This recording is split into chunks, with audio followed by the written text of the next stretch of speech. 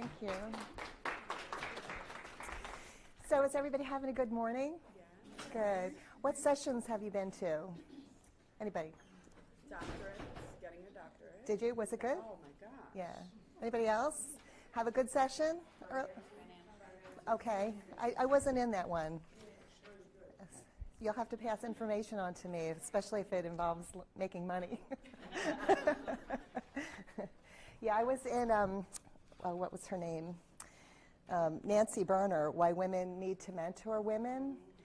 Anybody else in there? Yeah, I thought she was excellent, yeah. And also I went to Lauren Gallagher's. She did, yes, living, yeah, she was great. She had so much energy. So, a little bit about myself. I've been here, working here at Stony Brook University for the past 22 years. And this talk that I'm about to give, The Art of Journaling, came about, I've done a lot of spiritual retreats, and I did a retreat a few years ago on the spirituality of journaling.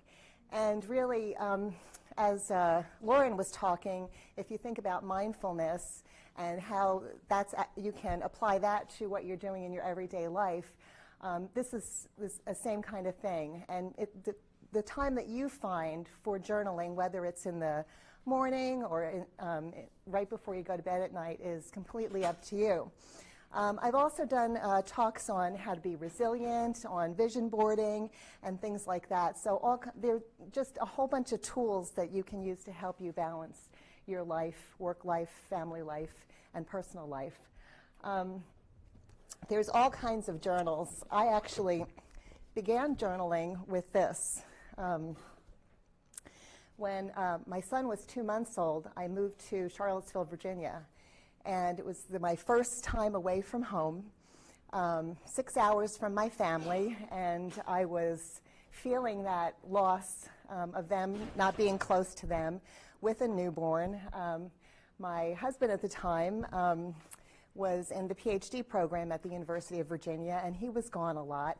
And this journal became like my best friend. It was where I wrote down everything, when you have a new baby and they take their, first step, or they sleep through the night, or they eat their first foods, or whatever it is. I wanted to remember every little thing about being a new mom, how I was feeling, the ups, the downs, the gratitude, the sadness, all of that. So that's when I started journaling. And I keep telling my son someday he's going to get this, but it's going to be a while yet. I like to journal when I travel. I've had the opportunity to do some really amazing trips with the New York State Labor Religion Coalition, going to Nicaragua and to Juarez, Mexico to work there. And at the end of each day, there would be so much things that were happening during the day. So in the evening, come back and open up my journal and write down all of my thoughts, the things that I did. My daughter got me doing that because she would journal on her trips, and it was a great way to remember, the food you had to eat, who you encountered, whatever, activities you were doing, thoughts, feelings. So I journal when I travel a lot. Other kinds of journaling that I've done. How many of you have ever kept a journal? You all have. Okay, well, you all can be up here giving this talk too. So, anything you want to share, your own experiences with journaling, please just, feel free to jump in. This is really kind of informal, and I'd love to, what I'm sharing is just my own personal experiences, and if you've had others that, can help other people that are here, that's really what we're hoping to do. So let me just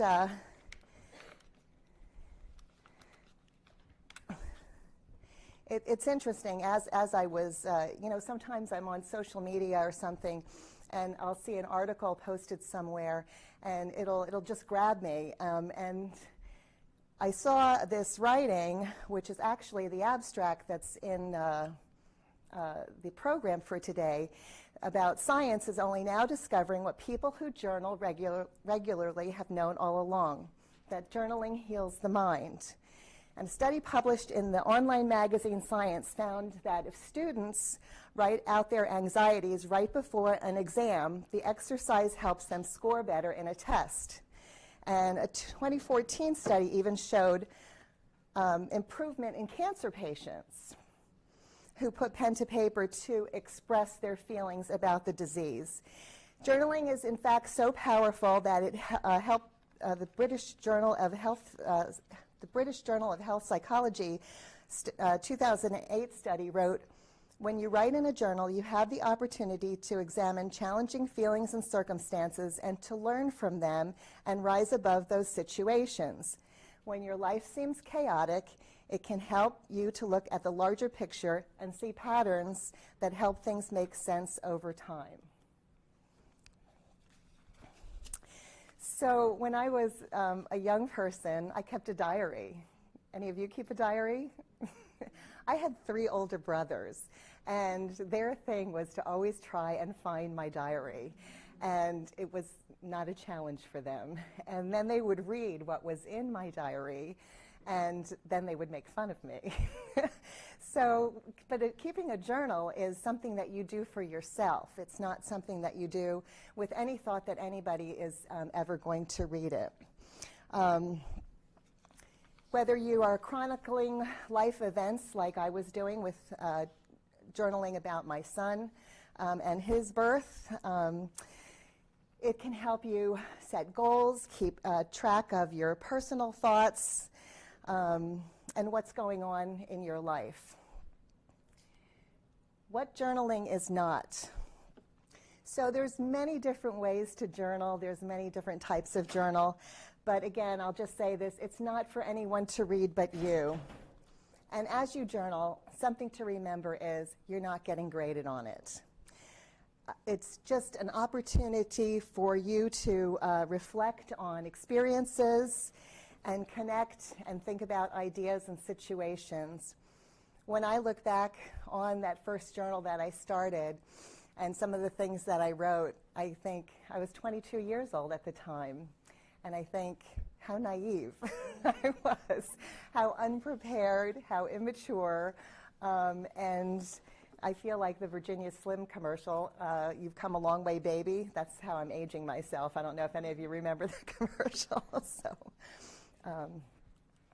So for those of you who raised your hand when I said, do you journal? Why do you keep a journal? What is it for you? Go ahead. I like to keep a journal. I have 2 small ones at home, so at night I just like to write down like 3 things I'm grateful for every day. That kind of keeps me, and then I write like a sentence or 2 about something that happened that day that like I'm happy, like that made me happy. I found that it's just helped me keep me focused on what keeps me grateful, and I don't know, it's improved my life, I think, over the past couple of months. So I just started doing it. One year for Christmas, my daughter got me this. It's a gratitude journal. And each day, you can just take a few lines and write the things. Don't tell her it's blank yet. I got it for Christmas. And you just write down a few things that you're grateful for each day. Along with this, she got me a little oil burner with lavender so that each evening I can sit down and write in this. So it's 90 days of gratitude. Anybody else? Go ahead.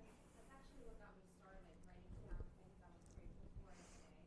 And then I would look back on it like a week later and think, oh yeah, that was something that was really awesome that happened last week. So I thought to myself to start keeping a journal because I wanted to look back on not just good experiences, mediocre and bad experiences that happened a month or 2 ago. And now I'm like a couple months in, and it gives me so much difference in reflection and learning. Nice. So we got gratitude so far. I was going to say I have the exact same one. It's the Happiness Journal, it's called. I don't know if anybody's heard of the book, or it's a blue book, like a sun on it. And it actually records 5 years' worth. So you can go back and, like, I've done it for 3 years now, but I've skipped around. Like, some days I've done it, and then I stop, and I Is that an online journal? No. Oh, okay. It might be online, but it's like a thick blue book. It's in, like, Target, Walmart. It's a popular one because the book that the author wrote is a bestseller.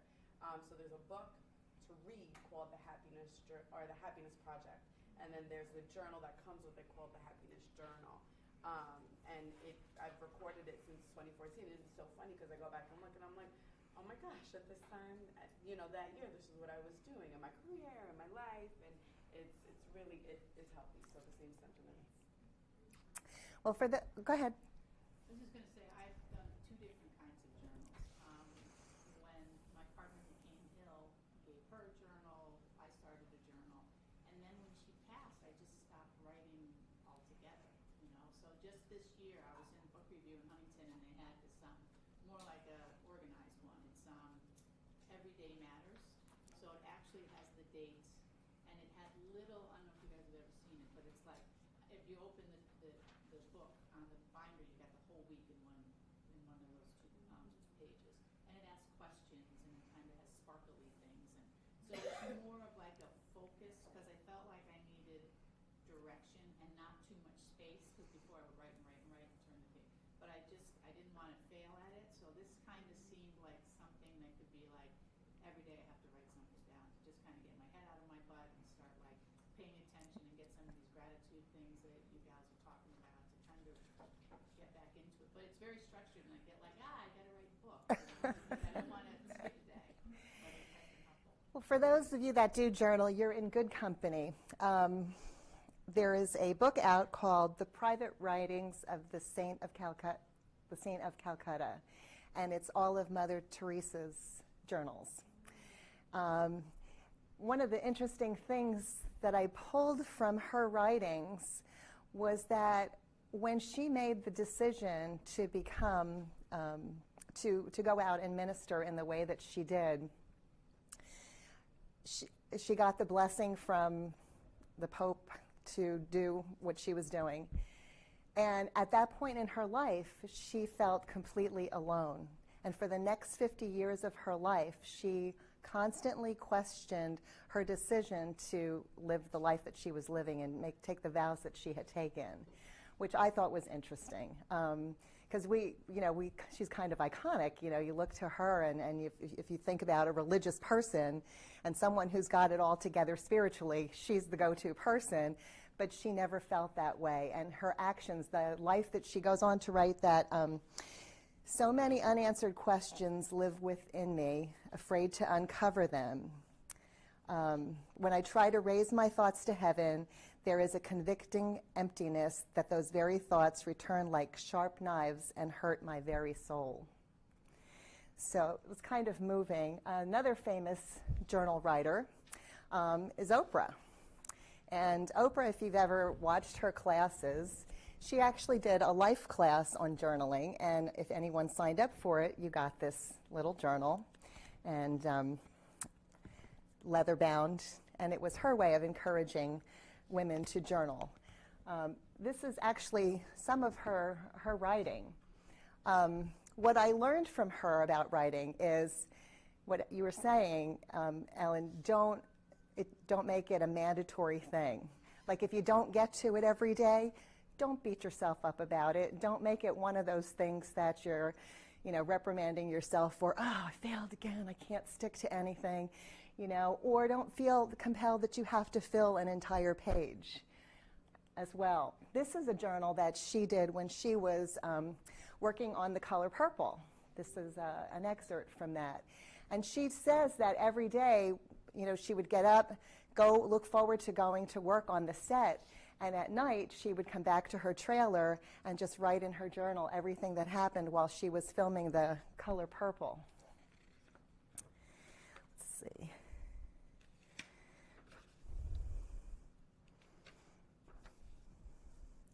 This is another excerpt from hers, and again, she says it doesn't have to be perfect. It's just for you. And you can see she just, I don't remember what she wrote, but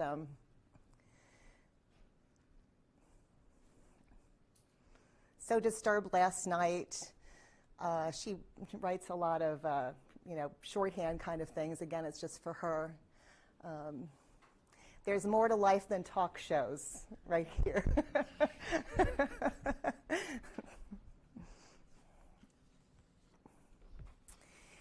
And of course, the most famous diary of all is Anne Frank, which is a journal. She actually started this. This was an autograph book that she was given. And she didn't have anything to write in, so she used this autograph book. And almost all of her letters that she wrote are to someone called Kitty, and no one knows who Kitty was. Her passages in her diary often expressed her curiosity about her anatomy. And back in those days, you didn't have the open and frank discussion to talk about your body and what was going on with it that women have access to today and are more comfortable talking about. So she would pour those thoughts out into her diary.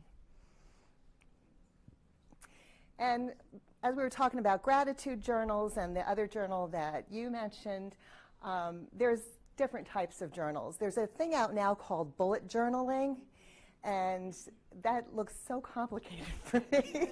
Like, I feel like I would need a degree just to do bullet journaling because, you know, you keep everything in your life in one page, you know, whether it's your grocery list, your to-do list, your thought list, your exercise list, how much water you're drinking, which probably is not a bad thing to keep it all together. But I thought this was an interesting type of journal, too, that talks about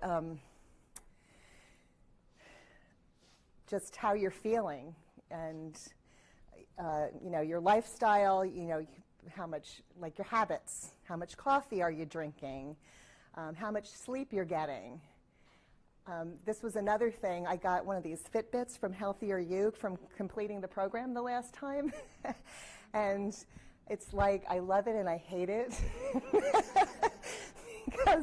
because now I go on the Fitbit app on my phone and I look at my sleep because it's something that, you know, I think it was Lauren in the last talk, she said, you know, do yourself a favor and get as much sleep as you can. So when I look at my sleep record, it's not pretty. I see how much I'm actually asleep and how much I'm awake or restless, and I go, no wonder I'm tired all the time. I get like 2 hours and 30 minutes a night. So, but it's good to keep track of it. And then what I'm able to do now is to look back at my sleep journal and see what I'm doing when I get my best sleep. What am I doing when I get my best sleep? You know, do I have the TV off? Am I having some quiet time? Am I journaling? When did I drink my last cup of coffee or Diet Coke? And writing those down, then I can go back and say, well, this is what I need to do to have a good night's sleep. So, as I said, journaling is just for you, but I just felt like I needed to bring this up. This Casey Anthony, she's looking to turn her journal into a best-selling book. She's been she wrote on the days, you know, when her daughter went missing, and before eventually being found dead. So, as I said with my sons, it was the place where I could pour my heart out, and this was the place where she chose to pour her heart out as well, where she was going through. So if you haven't started journaling yet and you need some convincing to start journaling, or you want some affirmation about why it's good for you to keep a journal, one reason is that it stretches your IQ. Now, I bet you didn't think that journaling could stretch your IQ. But strong cases support the ability to change IQ. And the University of Victoria noted that writing as part of language learning has a positive correlation on intelligence. So journaling is an exploration of language. When you journal, you'll maybe have the urge to look for new words to increase your vocabulary. And one of the best single measures of overall intelligence as measured by intelligence tests is vocabulary. Evoking mindfulness. Again, in Lauren's talk, she mentioned mindfulness, and I think that they did in the first one as well. Mindfulness, it's the buzzword for a good reason. There's a strong connection between happiness and mindfulness, and journaling brings you into that state of mindfulness. So what I'd like to do is, I gave paper, okay? So take the paper that I have given you. If you don't have any, raise your hand.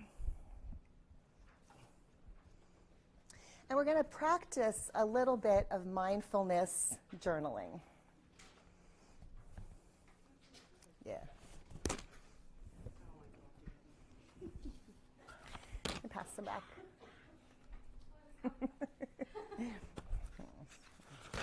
Do you need a pen? Okay.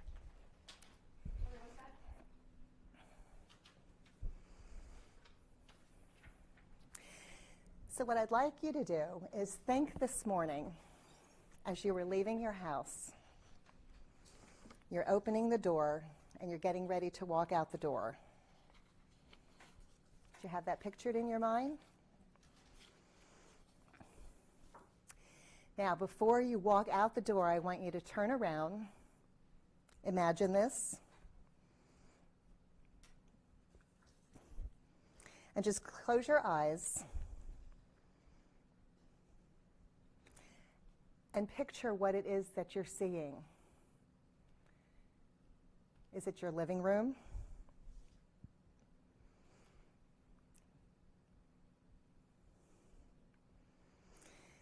Notice everything that you see.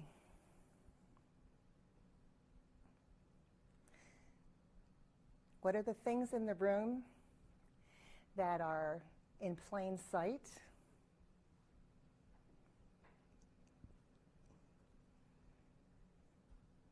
And what are the things that are hidden?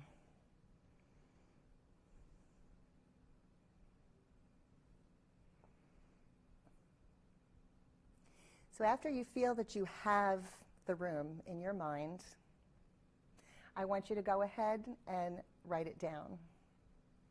Write down the description that you're seeing.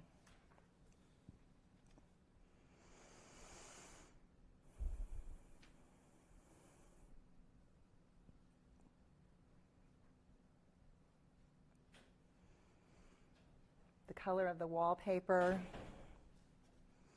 What's on the coffee table?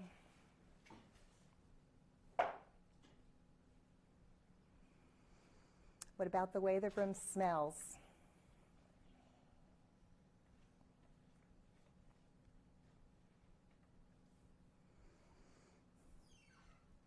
What's the fabric on the chairs in the room? And how does it feel when you sit on them?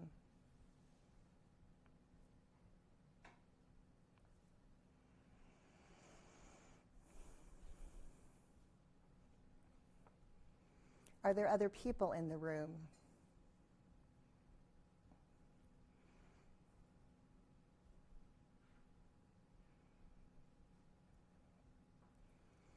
Are there pets that are sad to see you go?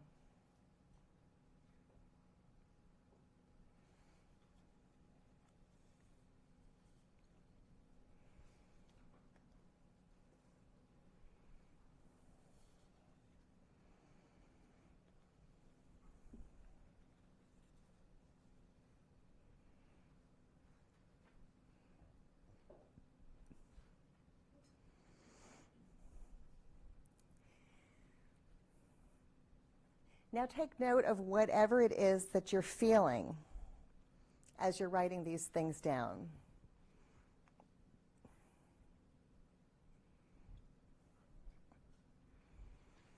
Resentment at your children for not picking up their toys.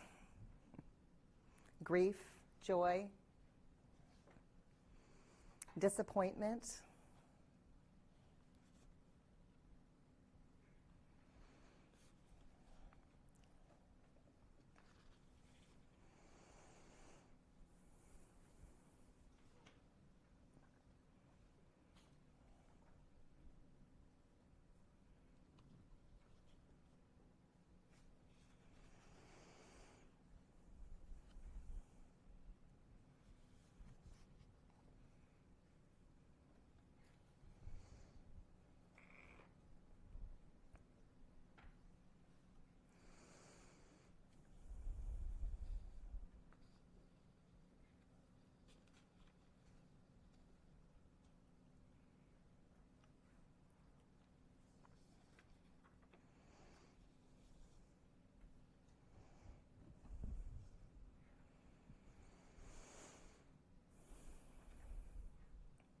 We're going to come back to this at the end of the presentation. But remember, this is just for you to look at, no one else. Another thing to do in journaling is to write out your goals that you have. If you don't have a blueprint for what your goals are, your house is never going to get built. So that's another benefit of journaling. Of course, emotional intelligence. That's a place where you can go to manage your emotions. It's an outlet for processing the emotions and increasing self-awareness, boosting memory and comprehension. Journaling can also strengthen your self-discipline. If you want to journal every evening and you make a commitment to it, it will help you with your self-discipline. Improve communication skills, healing, spark your creativity, and of course, self-confidence, because journaling is about a positive experience and it allows your brain to relive it. When I was talking about journaling from my trips, at the end of the evening, you know, it was a good thing to relive the entire day. And now that I have these journals, it's almost like a photograph book. I can go back and reread those trips that I took and the good memories that I had. Anybody keep a weight loss journal? So I found it really interesting. I found it really interesting with the Healthier You program that Brian puts out. And he does the whole online thing, and he did it over a period, I think, of eight weeks. And one of the exercises that he had you do was to go in and log your food, your water intake, your exercise. And it was really a commitment to do that. But every time you did it, you got points for doing it. So it benefited you to do it. And then, of course, at the end, you got the Fitbit. But I have found, and I went, as I was preparing for this talk and going back through my own weight loss journal, that I was able to look at times when I have successfully lost weight. And so I was reading it and I was going like, oh, this is what I did when I dropped those 50 pounds. I need to go back and I need to eat more protein and walk my 3.5 miles every day. And, you know, and so you look at what was able to look at what I was eating, what I was drinking, how much sleep I was getting, and it was a lot because, you know, you're getting plenty of exercise. And I said, oh, I gotta, starting Monday, you can check in with me in a couple of months and see how I'm doing.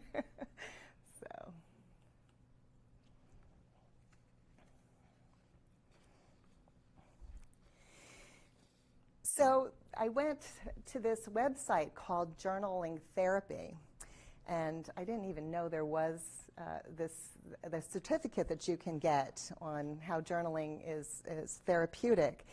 And as I said, it can be used to help post-traumatic stress, anxiety, depression, grief and loss. They use it for substance abuse. They use it for eating disorders, interpersonal relationship issues, communication skill issues, low self-esteem. All these journal therapy exercises can help you to do those things. You can journal with photographs. You can do it as, you know, as a letter writing thing, as we saw with Anne Frank to her dear kitty. The therapists use something called timed journal entries, and that's a good technique for those who have difficulty concentrating their thoughts. If you set a timer and say, just for 5 minutes, I'm going to write down everything that's in my head and just do a brain dump. That's timed journal entries. Sentence stems. A sentence stem is something that you might start with. The thing that I am most worried about is, or I have trouble sleeping when, or my happiest memory is. Those are phrases that you can use to start your things. Some people, the types of journal, people do record keeping. There's guided journaling, seeking clarity, emotional release, acknowledgement, as I said, vacation, child rearing, gratitude, which was the big one that was mentioned earlier, dream tending. Do you ever have a dream at night and you say, you get up in the next morning and you want to remember what that dream is and you can't remember it for the life of you, but yet while you were in the dream, it was so vivid? So if you keep a journal by your bed and you have one of those moments, it's just like nothing to like pull out a pen and just jot, some thoughts down. And then when you fall back asleep and wake up in the morning, then it might help jog your memory for what you were dreaming about. So some dreams are best not remembered. So just to remember when you are journaling, to be authentic. It's just for you. Write without your inner critic. I know that's hard to do. Don't worry about grammar, spelling, sentence structure. That inner critic is the voice that says this is not acceptable. Some of my journal entries look like they could be entered into the Hall of Fame. They're just so perfect. I want to make sure they're neat, and especially when I was doing the journal for my son, I kept thinking, oh, someday I'm going to hand him down to him, or my daughter's journal. I'm going to hand it down to them. I want them to be proud of what I wrote. Nah.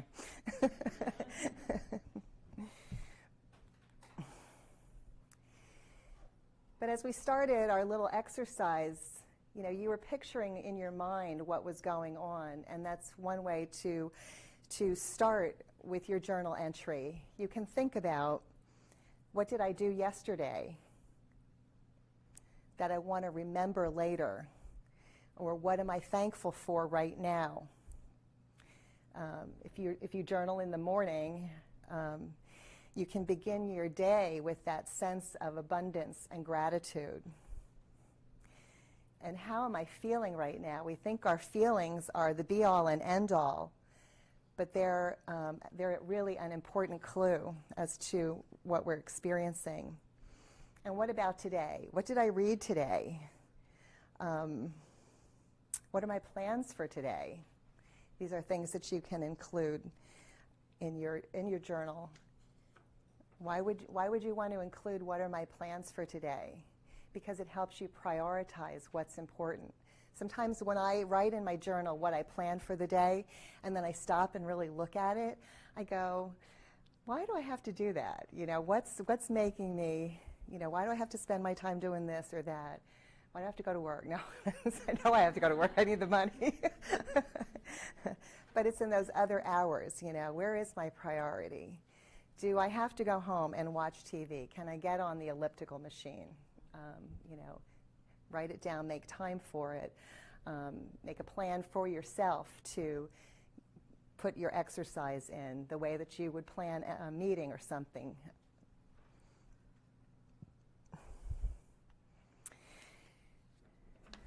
How are we doing on time? 5? Oh, okay. Oh, I better hurry then. So my process for journaling is that works for me. I usually, I try to have a planned time, but even if I don't stick to that planned time, I can journal whenever something is up with me. I can be feeling out of sorts, and I maybe just need to get some clarity, and that's what I'll use. And if you go to a bookstore, there's so many pretty journals that are out right now. This is one of my favorites. It has a Rumi quote, we have fallen into the place where everything is music. It's pretty, has a little chord. This one is Believe, it's purple, my favorite color. Did you want to say something? Journaling for boys? Well, I would imagine that any kind of notebook, a way to inspire them. Well, just the same things that would be applicable for females would be applicable for men as well. To start them out with getting, what are you feeling?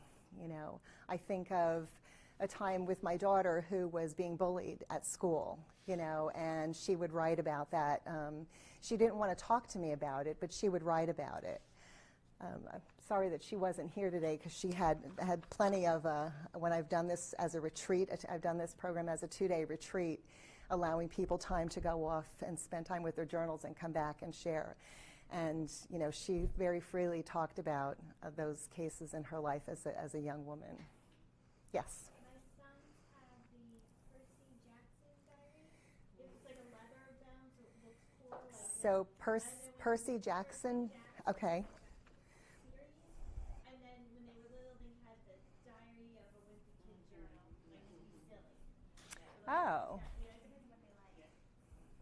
But the main thing for them, too, is to, if you want to encourage your child to journal, is to let them know that mom or dad's not going to read it, that it's just for them, so that they, you know, can have that safe space to go. I think in all of this, I don't see that there's a combination of what one does in their life and their work and what they do with a separate process called journaling. And I think maybe even for boys especially, that if they can reflect on what they're doing and use their reflection and see it as a tool to inform them or empower them, I think that becomes more than just a personal thing. It's something that can help them with their projects, where they can talk about how they work on the project, and then it becomes a narrative. And I think that part of it, the narrative part of it, I think is a little bit more functional and pragmatic than something that's like a personal journal. Then it isn't an They look at it as something that girls do. Like I'm having right. change And I that. think Because of the diary mentality that we have, yeah. Does anybody else have sons that they want to encourage in journal writing?